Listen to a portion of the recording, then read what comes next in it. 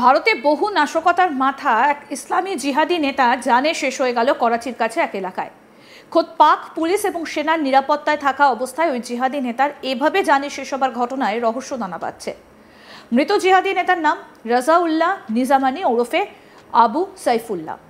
পাকিস্তানের নিষিদ্ধ জঙ্গি সংগঠন লস্কর-ই তৈয়বার কমান্ডার পদে ছিল এই জিহাদি নেতা। করাচি সিন্ধ প্রদেশের মাতলি এলাকায় একটা রাস্তার মোড়ে অজ্ঞাত পরিচয় দুষ্কৃতীদের হাতে জানে শেষ হয়ে যায় এই নেতা। সবথেকে আশ্চর্যের বিষয় হলো এই নেতাকে পাকিস্তানের সেনা এবং পুলিশ বাড়তি নিরাপত্তা দিচ্ছিল। তার মধ্যেই খোদ পাকিস্তানের মাটিতে এভাবে লস্করের একজন শীর্ষ নেতার জানে শেষ হবার ঘটনাকে যাকে বলে শোরগোল পড়ে গিয়েছে পাকিস্তানে। এই কুখ্যাত লস্কর কমান্ডারের বিরুদ্ধে ভারতে একাধিক নাশকতায় জড়িত থাকার অভিযোগ ছিল।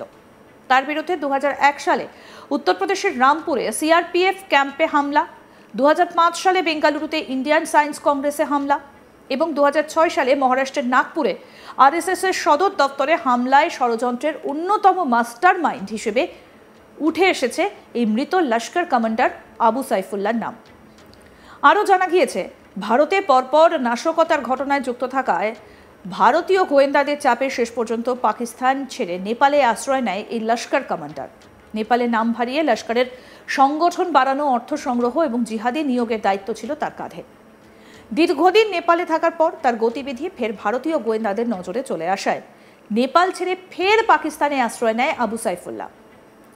নেপালে থাকার সময় বিনোদ কুমার নামে লস্করের কার্যকলাপ পরিচালনা করত সে। এমনকি ভারতে পরপর হামলার পর ভারতীয় গোয়েন্দাদের মোস্ট ওয়ান্টেড জঙ্গিদের তালিকায় ঠাঁই হয় এই আবু সাইফুল্লাহর নাম। প্রসঙ্গত বলি, নেপালের পাশাপাশি বাংলাদেশেও নাকি সংগঠনের কাজে যাতায়াত ছিল পাকিস্তানের এই শীর্ষ জিহাদি নেতার। প্রসঙ্গত বলি, পাহেলগামে জিহাদি হামলার 15 দিনের মাথায় ভারতীয় বায়ুসেনার অপারেশন সিন্দুরে পাকিস্তান ও পাক অধিকৃত এলাকায় 9টা জিহাদি ঘাঁটি গুড়িয়ে যায়। এই হামলায় লস্কর-ই তৈয়বা এবং জৈশ-ই-মোহাম্মদ সহ একাধিক জিহাদি সংগঠনের প্রায় 100 জনের নাম উঠে আসে। মৃতদের তালিকায় নাম ছিল ইউসুফ আজহার, আব্দুল রাউফ আজহার এবং মুদাসির আহমেদের। এর মধ্যে আব্দুল রাউফ আজহার আবার জৈশ-ই-মোহাম্মদের প্রধান মাসুদ আজহারের ভাই। কান্দাহার বিমান ছিনতাইয়ের ঘটনায় মূল চক্রী হিসেবে উঠে এসেছিল তার নাম। এদিকে লস্কর কমান্ডার আবু সাইফুল্লাহকে এভাবে প্রকাশ্যে জানে শেষ করে দেবার ঘটনায় সংগঠনের মধ্যে নাশকতার সম্ভাবনাকে উড়িয়ে দিচ্ছে না পাক তদন্তকারীরা। এদিকে আবু সাইফুল্লাহর কফিন পাকিস্তানের জাতীয় পতাকা মুড়ে নিয়ে যাওয়া হয় শেষকৃত্যের জন্য। সেই ছবিও ভাইরাল হয়েছে সোশ্যাল মিডিয়াতে।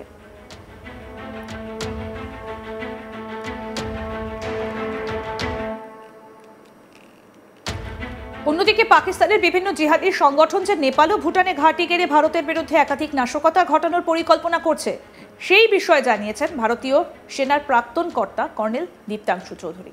কি বলছেন শুনব। ভারত এবং নেপালের টোটাল ইন্টারন্যাশনাল বর্ডার আমার যতদূর মনে হয় 1751 কিলোমিটারের থেকে একটু বেশি অথবা কম, মানে 51-52 হতে পারে, 1755 কিলোমিটার ইন্টারন্যাশনাল বর্ডার। এবং নেপাল ঢুকতে গেলে আমাদের কোনো ভিসাও লাগে না, আমাদের কোনো পাসপোর্ট লাগে না। তো ভারতে যদি নেপাল থেকে কাউকে ঢোকাতে চায় তো সবচেয়ে ইজি যে নেপালের মাধ্যম দিয়ে পাকিস্তান তার জঙ্গি নাশকতার ছক, নেপালের এত বড় বর্ডার 1751 কিলোমিটার, উত্তরপ্রদেশ, বিহার এবং পশ্চিমবঙ্গ, যেখান দিয়ে ইচ্ছে তারা ঢুকতে পারে। গোরখপুরের থেকে নিয়ে গিয়ে, বিহার থেকে নিয়ে গিয়ে এবং পশ্চিমবাংলায় বিভিন্ন জায়গায় নেপালের থেকে আমাদের ভারতে ঢুকতে পারে। সেই জায়গায় এই নাশকতার ওইখানে নেপালের একটা রুট হতে পারে, যেটা অলরেডি আমরা জানছি। নেপালের থেকে ঢোকাবার জন্য নেপালে একটা বড় জঙ্গি সংগঠন পাকিস্তানের কিন্তু গড়ে উঠতে, এটা আমাদের গোয়েন্দা বিভাগ অলরেডি খবর আমাদের দিয়ে। তারপর আমরা জানি ভুটান, একইভাবে ভুটানের কোনো আসতে যেতে কোনো পাসপোর্ট নেই, ভিসা নেই, একটা জাস্ট পারমিট লাগে। সেই পারমিট আমাদের ভুটান ক্রস করার সময় কাউন্সিলিং থেকে পারমিট দিয়ে আমরা ভুটানে ঢুকতে পারি থিম্পুতে, অথবা থিম্পু থেকে ভারতবর্ষে আলিপুরদুয়ার হয়ে পশ্চিমবাংলায় ঢুকতে পারি, সেখানটাও একটা রুট হতে পারে। আর একটা রুট যেটা মেন রুট হতে পারে, সেটা তো আমরা বলেইছি যে বাংলাদেশের এই মুর্শিদাবাদ, মালদা অথবা এই উত্তর পূর্ব 7টি রাজ্যে যেখান থেকে, মানে সেটা আসাম হতে পারে, মেঘালয় হতে পারে, ত্রিপুরা হতে পারে, বিভিন্ন জায়গায় ভারতে ঢুকতে পারে। এবং আমরা জানি ইতিমধ্যে 78টা জঙ্গিকে ট্রেন করে তার মধ্যে 20 জন আনসারুল্লাহ বাংলা টিমের জঙ্গি অলরেডি ট্রেন।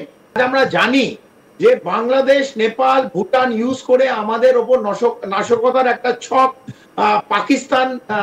পাকিস্তানের সাপোর্টে, পাকিস্তান আইএসআই সাপোর্টেড বাংলাদেশের জমি ইউজ করে এরা প্ল্যান করছে। এটা আমাদের কাছে খবর আছে বলেই আজ আমরা ডিসকাস করছি, আমরা জানি।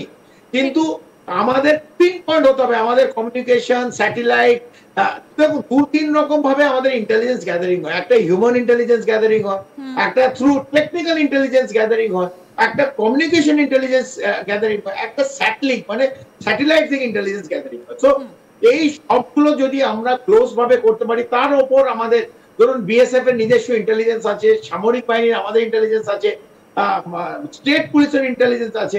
তো এর পরেও কিন্তু ফেল হয়, আমরা দেখেছি বারবার ফেল হতে। তো জঙ্গিদের ঘটনাটাই তো ইন্টেলিজেন্স ফেলিওর। একদম, আমরা তাই আমি আপনাকে বলছি ইন্দিরা, যে আমরা যে জঙ্গিরা আসছে অথবা যে জঙ্গিদের ট্রেনিং দিচ্ছে তাদের কিন্তু এত সস্তা ভাবলে হবে না, তাদের এত উইক ভাবলে হবে না। তারাও কিন্তু ইকুয়ালি গুড। ওখানে যারা ট্রেনিং দিচ্ছে সবাই ভারতের সামরিক বাহিনীর মতন ট্রেন্ড, আইএসআই ইন্টেলিজেন্সের ট্রেন্ড, ধরুন জঙ্গি নাশকতার ট্রেন্ড। তারা কিন্তু এই জঙ্গিদের ট্রেনিং দিচ্ছে এবং এরা যখন আসবে এরা ডিসিপ্লিন নয়, তাই ধরা পড়ে যায়। কিন্তু এরা ট্রেন, এরা দেখুন একটা সামরিক বাহিনীর সোলজার, নর্মাল সৈনিক যেরকম ট্রেনিং হয়, ডিসিপ্লিনটা ছেড়ে দিয়ে ইনস্ট্রুমেন্ট ইউজ ওরা করতে পারবে, কমিউনিকেশন লিঙ্ক ওরা ইউজ করতে পারবে, ওরা যদি কোনো আইডি ব্লাস্ট করতে হয় ওরা করতে পারবে। সেই জায়গাতে যেহেতু ওদের ডিসিপ্লিনের অভাব, বেশি কথা বলে দেবে, কোথাও কোনো জায়গা মুভমেন্ট এমন করবে, সন্দিগ্ধ মুভমেন্ট হবে, সেখানে ওরা ধরা পড়ে যায়। কারণ ওদের সেই ফিনিশটা নেই যেটা একটা সৈনিকের থাকে। তো এইটা একটা ডিফারেন্স একটা ট্রেন্ড সাধারণ সৈনিক এবং একটা জঙ্গির মধ্যে। তো জঙ্গিদের ওপর আমাদের ক্লিয়ার অবজারভেশন রাখা খুব জরুরি। বিশেষ করে ধরুন ওরা একটা বাড়ি এসে ভাড়া নেবে, ওরা খুব তাড়াতাড়ি 7 দিন 8 দিন মধ্যে বাড়ি টু বাড়ি চেঞ্জ করে ভাড়া নেয়, এই অচেনা লোক।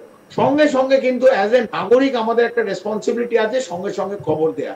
আর আমরা এটা বারবার বলছি যে পশ্চিমবাংলা এবং উত্তর পূর্ব 7টা রাজ্য কিন্তু রেড অ্যালার্ট। এদের মধ্যে কিন্তু যখন তখন 3টে জায়গা দিয়ে নেপাল, ভুটান এবং বাংলাদেশ থেকে এই জঙ্গির এন্ট্রেন্স হতে পারে এবং ইতিমধ্যে হয়তো হয়ে গেছে। নাশকতা করবে কিনা সময়ের অপেক্ষা, এবং আমাদের এজেন্সি কত তৎপর সেটা করতে দেবে কিনা সেটা অন্য বিষয়। নিশ্চিতভাবে আমাদের এজেন্সি চারিদিকে খেয়াল রাখছে, বিশেষ করে পেহেলগাঁও হওয়ার পর আরো বেশি তৎপর। এবং বাংলাদেশ আমরা জানি যে যেভাবে এই মৌলবাদী সংগঠনগুলো, বিশেষ করে জঙ্গি সংগঠন, আনসারুল্লাহ বাংলা টিম, জামায়াত, গুজি, এই প্রত্যেকটা, জামাতুদা, এই প্রত্যেকটা জঙ্গি সংগঠন তাদের উপর ক্লোজ মনিটর করছে। আরো আপডেট পেতে দেখতে থাকুন আজ তাক বাংলা। সাবস্ক্রাইব করুন, নোটিফিকেশন পেতে বেল বাটন অপশন প্রেস করুন, হোয়াটসঅ্যাপে ফলো করুন আজ তাক বাংলা।